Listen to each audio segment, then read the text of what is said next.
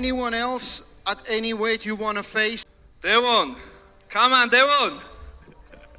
Are you calling me? 105. In an interview prior to East vs West 13, Levan Saginashvili told Devon that he recently practiced with Irakli, he felt really strong, and there is nothing that Prodnik can do against this version of Irakli Zirakashvili. And that's exactly how the match went.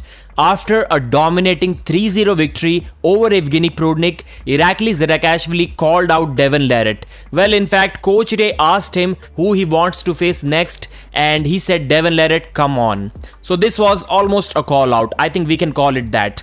So before we discuss the possibilities of this Irakli versus Devon match, let us discuss how the hell did Irakli beat Prodnik so easily, and that too while weighing only 97 kilos in a 105 kg match against a guy who until that night was supposedly considered as the #1 guy of that weight category, not including Devon LARRATT. So how did all of this happen? Didn't Irakli say not too long ago that he won't be competing in this 105 kg class because he's been losing too many matches there? So how did everything change so suddenly? I can only think of 3 reasons for that. Number 1, Irakli has finally peaked, or should I say fully matured at this new weight, because I still remember at East vs West 1 in 2021 he lost to Sasho in a 90 kg match, and even that body weight looked like little bit too much for him because he used to compete at an even lighter weight category. Then he immediately moved to 105 kilos, didn't feel well, lost some matches and moved down to this weight category and found his new strongest shape. Irakli has himself said that him at 97 or 98 kilos is better than him at 105. Number 2, he's getting better with age. Yes, Irakli has been arm wrestling for a decade, but he's still only 26 years old, and that's too young even for European arm wrestlers who usually peak really early.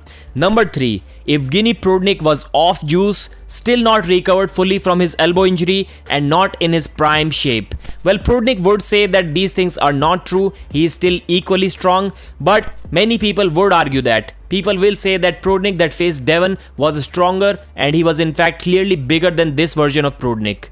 So these are just assumptions, but I think we have some solid backing to claim that these may be true.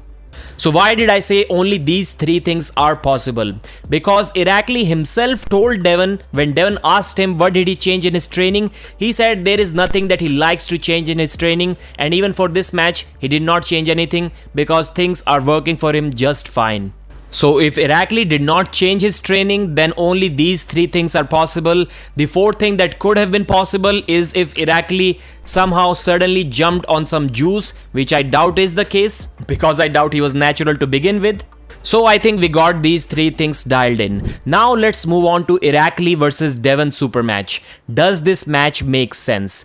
Because not only in his post-match speech, but prior to that as well, during an interview when asked by Devon who Irakli wants to face next if he defeats Prodnik, Irakli immediately named Devon LARRATT. So he clearly wants this match. Now it's up to Devon and also the fans and the organizers if they want to see this super match. So does it make sense? Maybe it does and maybe it doesn't. Let's consider some points. Number 1, Irakli beat Prodnik easier than Devon LARRATT.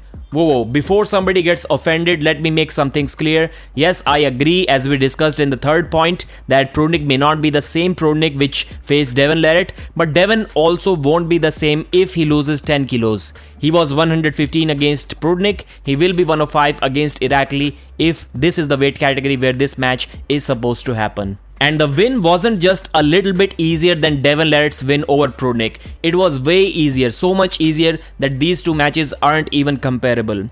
Number 2, Irakli has the top roll and also the press to defeat Devon, as we saw in the John Brzezinski match. So the style is there, and as we already know, everyone in this world needs a top roll and a press to defeat Devon, unless you are Gennady Kuykvinia who can do that without a top roll. And number 3, despite both of these points, I think that Devon at 105 kilos is going to be way too much for Irakli. Irakli wouldn't be able to move him off center and the match will be immediately over because Irakli's arm power may be there but his hand will be gone.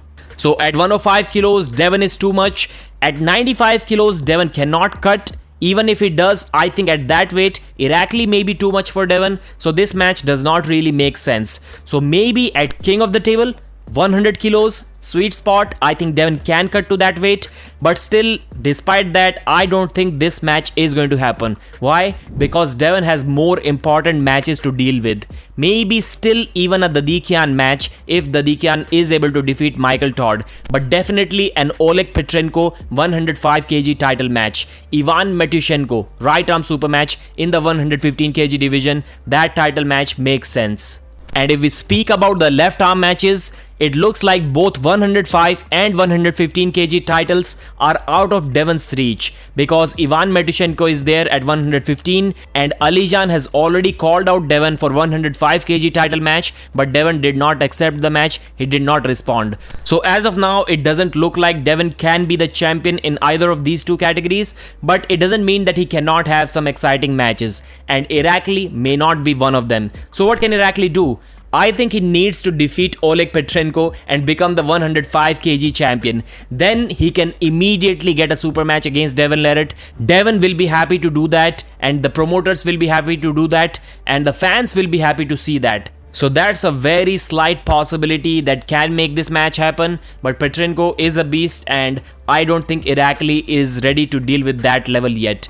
Thanks for watching, like the video and subscribe.